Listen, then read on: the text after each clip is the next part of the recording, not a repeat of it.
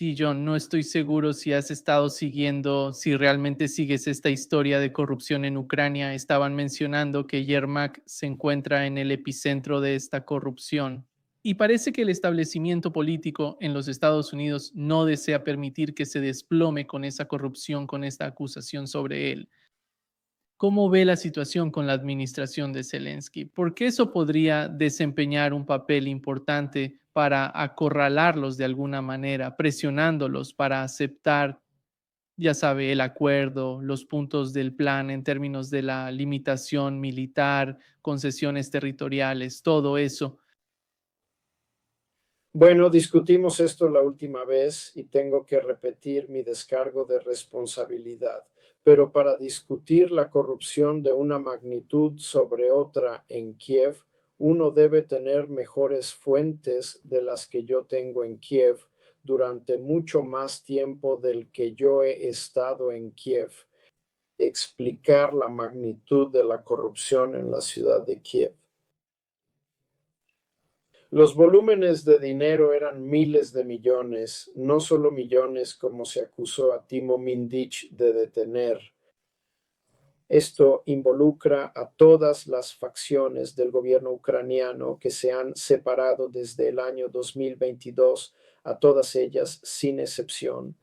Lo que realicé entre 2014 y aproximadamente 2018 fue documentar la corrupción de miles de millones de dólares que surgió con el dinero del Fondo Monetario Internacional, del Banco Mundial, dinero europeo, canadiense y estadounidense que ingresó a Ucrania a través del Banco Nacional de Ucrania y posteriormente se dividió entre los banqueros ucranianos Kolomoisky y Privatbank, Viktor Pinchuk y su, creo, si no me equivoco, Credit Bank y otros a través de ellos y hacia todas sus empresas fuera de Ucrania, hacia sus bolsillos privados.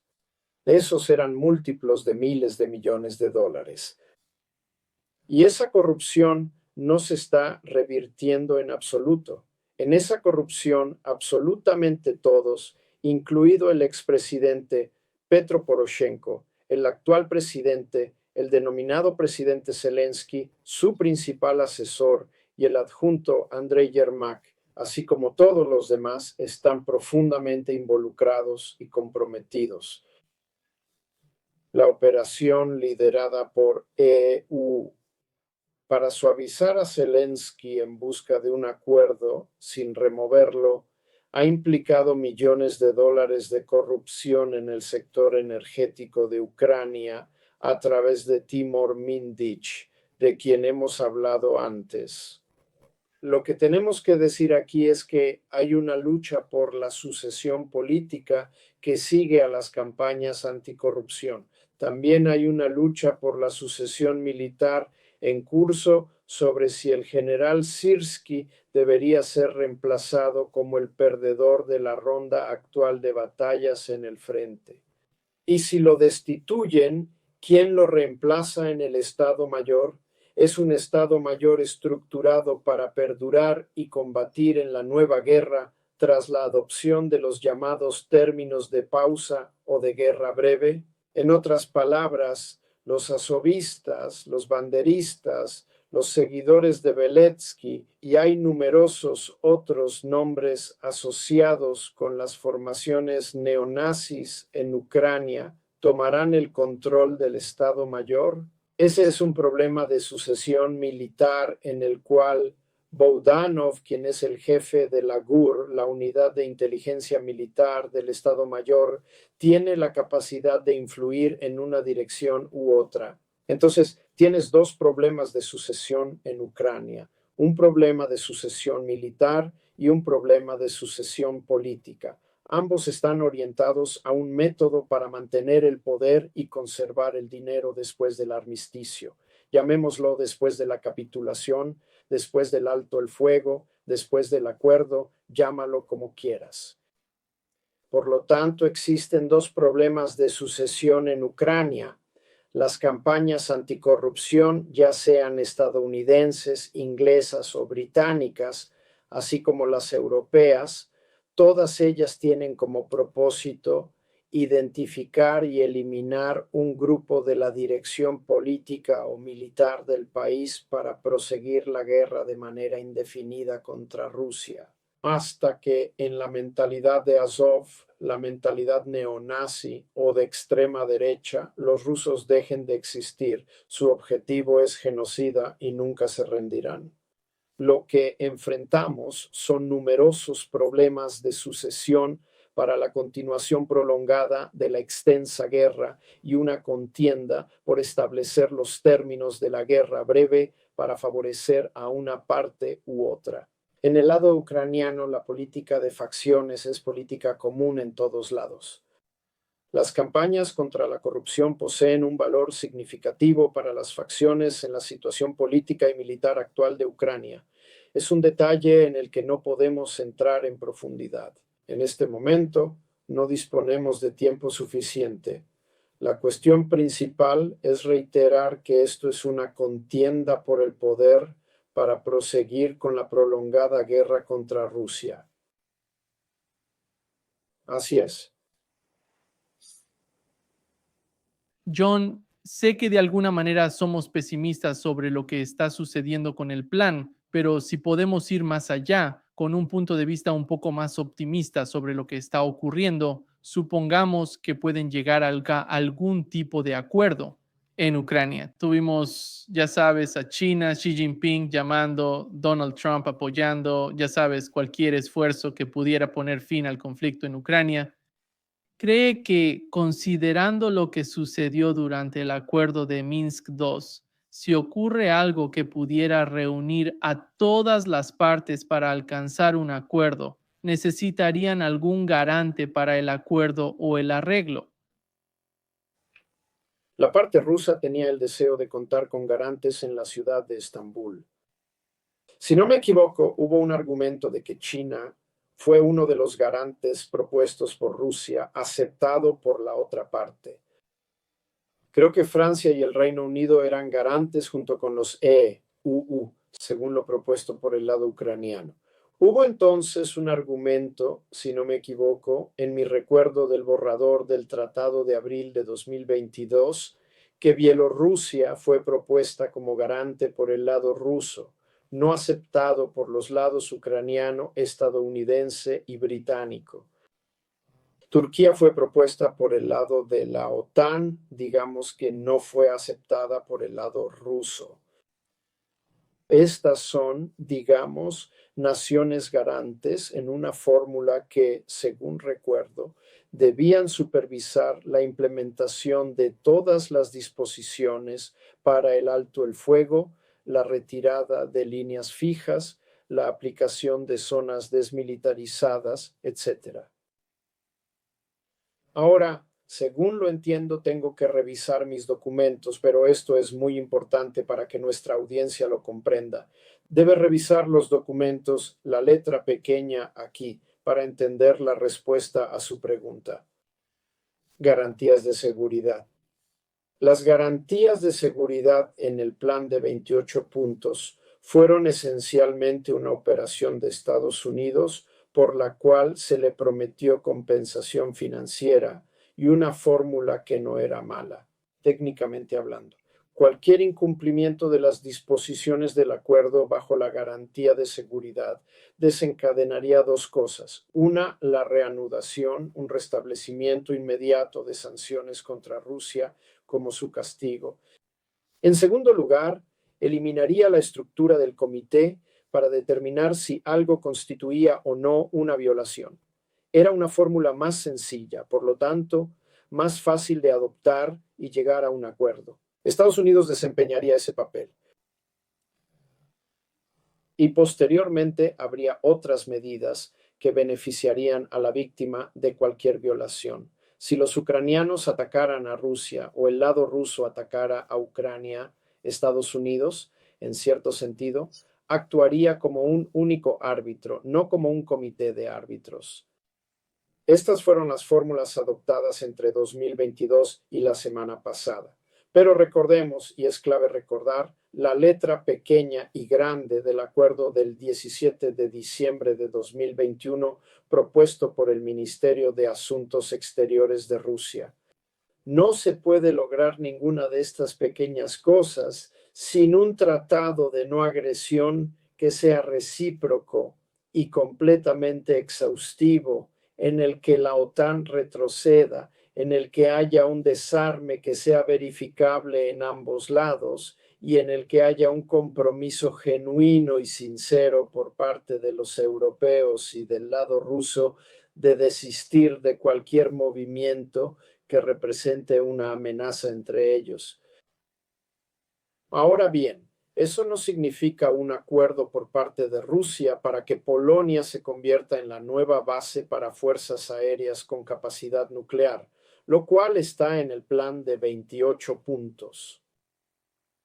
Sí, lo es. Es completamente inconsistente la nueva disposición con ese marco. Entonces, ¿qué estoy tratando de decir? Reúna todos los detalles minuciosos, examine toda la letra pequeña y obtendrá diversos esquemas de garantías de seguridad.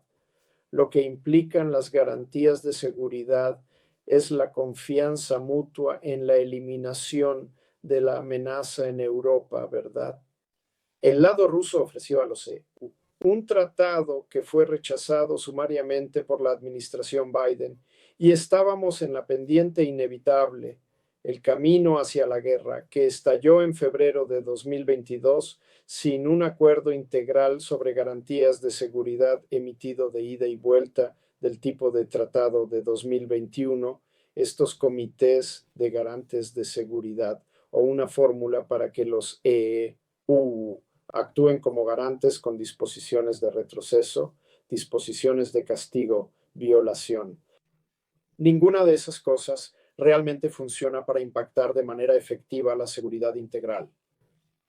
Entonces, en respuesta a su consulta, las garantías de seguridad deben ser absolutamente integrales, deben ser recíprocas, deben ser mutuamente beneficiosas y deben extenderse mucho más allá del campo de batalla. No reemplazar el campo de batalla ucraniano con Polonia, no reemplazar Polonia con Finlandia o los estados bálticos, no reemplazar todos esos estados que se dirigen al norte con Groenlandia o el corredor ártico, no trasladar la guerra en forma secuencial como sugerimos antes, de Europa a Asia contra China, no reconstruir la plataforma de combate ucraniana para los Estados Unidos contra Rusia en la plataforma de combate de Pakistán contra Irán, contra Afganistán y Rusia en el frente sur contra el aliado ruso India. No tenemos un compromiso serio por parte de Estados Unidos al nivel de seguridad mutua y comprensiva que Rusia propuso en 2021. Todo esto, todos estos detalles son una cortina de humo y camuflaje. ¿Por qué? ¿Por qué? Porque el lado ruso ha demostrado que tiene la capacidad de derrotar cualquier tipo de arma, ya sea ofensiva o defensiva.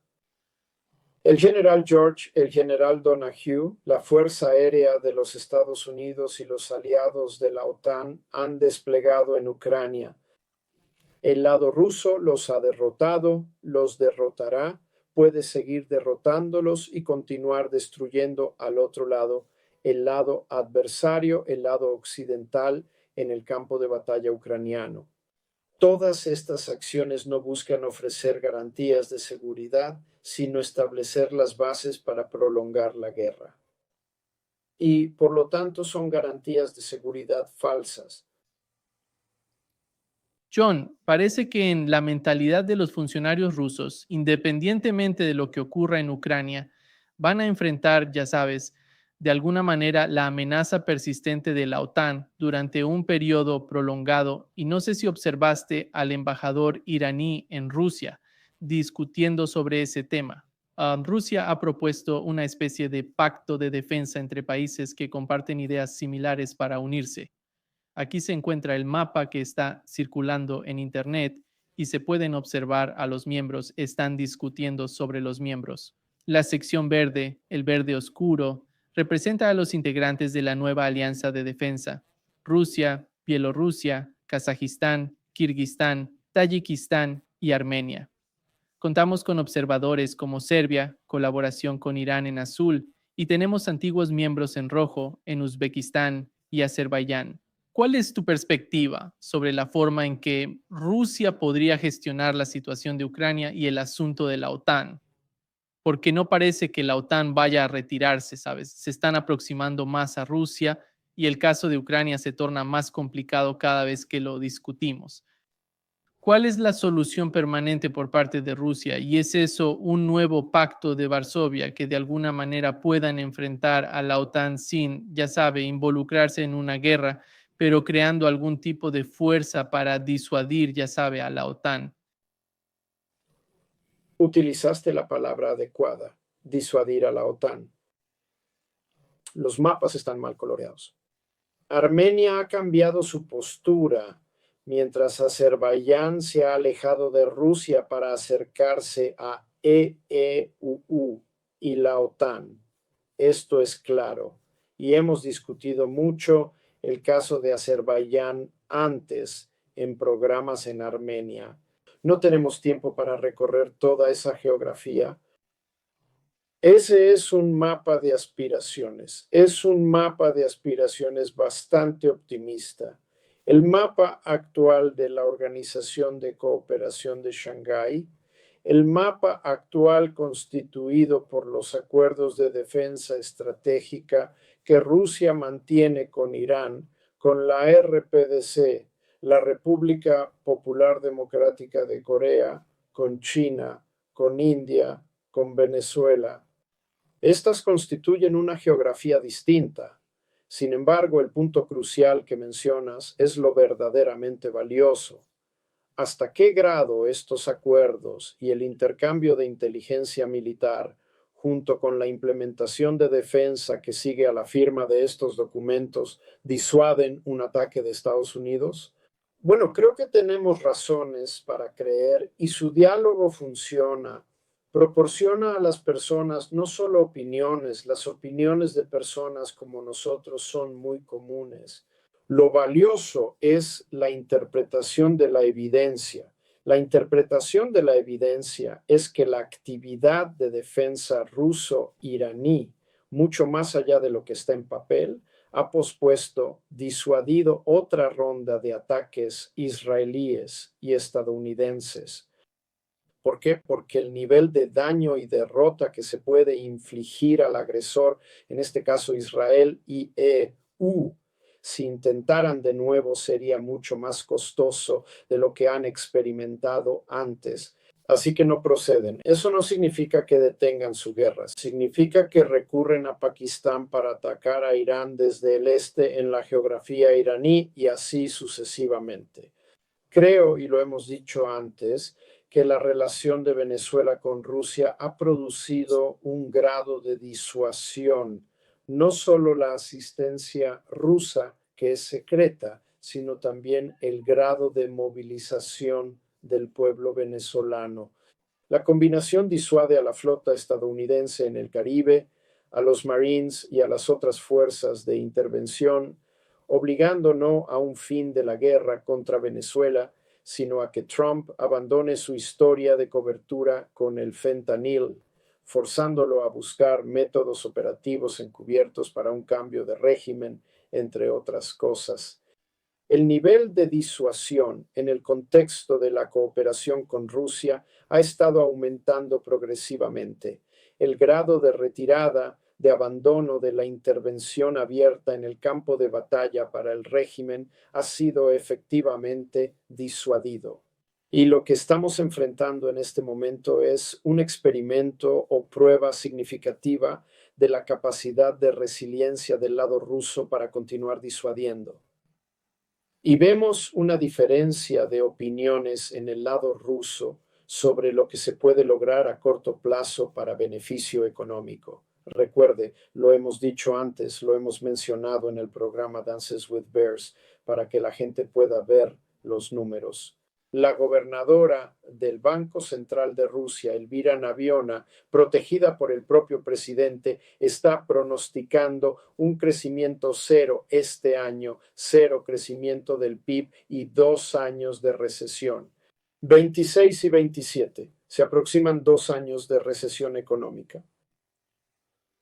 Para que Rusia caiga en una recesión e intente combatir en esta guerra, esa combinación resulta ser desestabilizadora, profundamente desestabilizadora para Rusia. Motiva a los adversarios de Rusia, motiva a los enemigos de Rusia a proseguir con la guerra porque consideran que el presidente Putin, a pesar de su alta y estable popularidad, podría perder eso en una recesión económica de 2 años.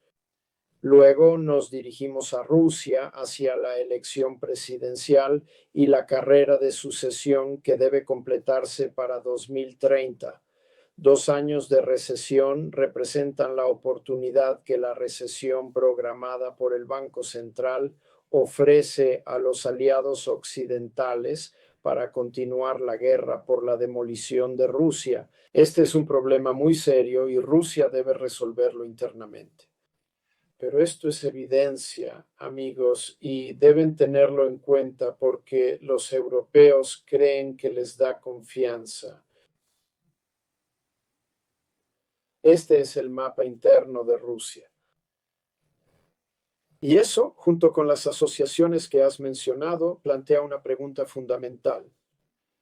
¿Está Rusia dispuesta en estas circunstancias inciertas durante los próximos 2 años a poder ser confiable por sus aliados estratégicos para disuadir en su defensa a sus enemigos, todos liderados por EU y la OTAN? Esa es una cuestión verdaderamente importante y una pregunta significativa que el diálogo está contribuyendo a responder de manera gradual cada semana. Sí, John, el otro tema crucial son los activos rusos en manos de los europeos. Están hablando de que en caso de que continúe el conflicto en Ucrania, quieren usar estos activos en caso de llegar a algún tipo de acuerdo. Están hablando sobre la reconstrucción de Ucrania utilizando estos activos. Sí, pero ¿hay algún caso en la historia que haya sido igual porque pagó el Reino Unido por la reconstrucción de Alemania? ¿Israel financiará a Gaza Palestina para la reconstrucción de la región de Gaza? Están sacando algo a relucir. Sabes, es una guerra en Ucrania, una guerra por poderes en Ucrania entre Occidente y Rusia. Sí. ¿Y de qué manera Rusia financiaría la reconstrucción de Ucrania? Bueno, usted tiene razón en su planteamiento. Es completamente ilógico que el agresor Ucrania, habiendo sido vencido por el objetivo de su ataque, deba ser reconstruido por el mismo objetivo de su agresión. Cuando FDR, el presidente Roosevelt, se reunió con el rey Abdulaziz de Arabia Saudita y sugirió que Arabia Saudita aceptara a los palestinos para vaciar Palestina, de modo que pudiera ser poblada enteramente por judíos, dejando Alemania expulsados de Alemania, sobreviviendo al Holocausto. Abdulaziz le manifestó a FDR, esto es realmente singular en la historia. Señor presidente, ¿está usted insinuando que las víctimas del conflicto bélico alemán que han conseguido sobrevivir deben asumir la responsabilidad de sufragar los daños que Alemania ocasionó y además contribuir a que Alemania se recupere a expensas de las propias víctimas? Abdulaziz, a través de esa respuesta, la respuesta que acabas de dar en la cara de FDR, cuando Arabia Saudita era mucho más débil de lo que es hoy. Sabemos cuál fue la política de EU. Finalmente, la política de Trump es lo que FDR propuso: vaciar Palestina de su población árabe y reconstruir el Estado como completamente judío, expandiéndose hacia Siria, Líbano, etc. ¿Deberían las víctimas asumir el costo de la victoria? ¿Debería el vencedor asumir el costo por el daño que se pretendía infligirle? Estas son cuestiones morales, pero desde un punto de vista estratégico, Rusia ya ha respondido con los dos objetivos estratégicos, la operación militar especial y la desmilitarización de Ucrania. Eso no es el uso de los recursos rusos para reconstruir Ucrania como una nueva plataforma de lucha bélica. Eso lo contradice y se opone completamente. El requisito de desnazificación implica al menos nuevas elecciones, el fin de la movilización, el fin del gobierno de emergencia de Zelensky y elecciones dentro de los 100 días tras la firma del pacto, según el plan de 28 puntos. Eso está ahí, es positivo. Aceptamos que es algo bueno. Rusia puede aceptar eso, pero sin la desnazificación, la disposición electoral allí significa lo contrario de lo que Rusia ha propuesto. Podemos seguir y seguir. Podemos repasar cada uno de los 28 puntos, podemos repasar los 19 puntos, podemos repasar el resumen de Abu Dhabi de esos puntos. Todos llegan a la misma conclusión fundamental que usted mismo realizó, Neymar. Para que Rusia acepte esto, es una contradicción directa a la autodefensa que fue necesaria debido al avance de la OTAN hacia el este. Eso es fundamental. Sin embargo, existe una necesidad imperiosa de lograr la paz con el fin de evitar las muertes y el sacrificio innecesario por parte de los europeos y estadounidenses de vidas ucranianas y rusas. Ese es igualmente un principio humano fundamental. Las políticas de la guerra de información requieren que Rusia no sea culpada por lo absurdo de las afirmaciones que hablan de paz, pero que en realidad son una cortina de humo para la guerra.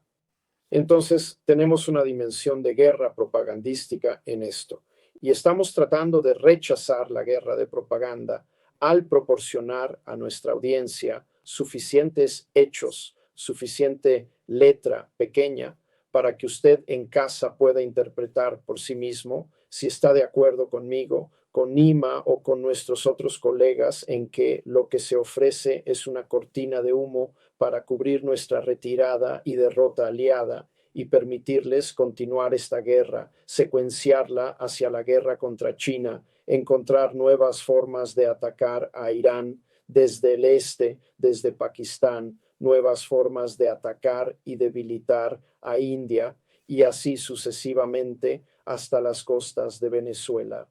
Esperamos que al observar los detalles y escuchar nuestra versión de las pruebas y luego consultar las versiones escritas, la documentación de Dances with Bears y otros de nuestros colegas que producen las pruebas, puedan decidir por ustedes mismos si estamos exagerando o si estamos reflejando con un estándar de sala de tribunal quién es culpable del asesinato aquí, quién es culpable del crimen, quién intentó el crimen, quién usó el arma, quién disparó los tiros, quién produjo las muertes que son criminales en este caso. Espero que hayamos dejado en claro eso, que las reuniones de Abu Dhabi y Ginebra fueron simplemente coartadas. Estaban elaborando coartadas completamente falsas para encubrir los crímenes que el ejército ruso ha logrado derrotar y continuará derrotando hasta hasta el final necesario. Sí. Muchas gracias, John. Un placer hablar contigo, como siempre. Gracias por recibirme, Nima. Nos vemos la próxima semana cuando creo que podré mirar más a la cámara y encontrar los documentos más fácil que hoy mientras viajo. Muchísimas gracias, Nima. Gracias, John. Hasta luego. Adiós.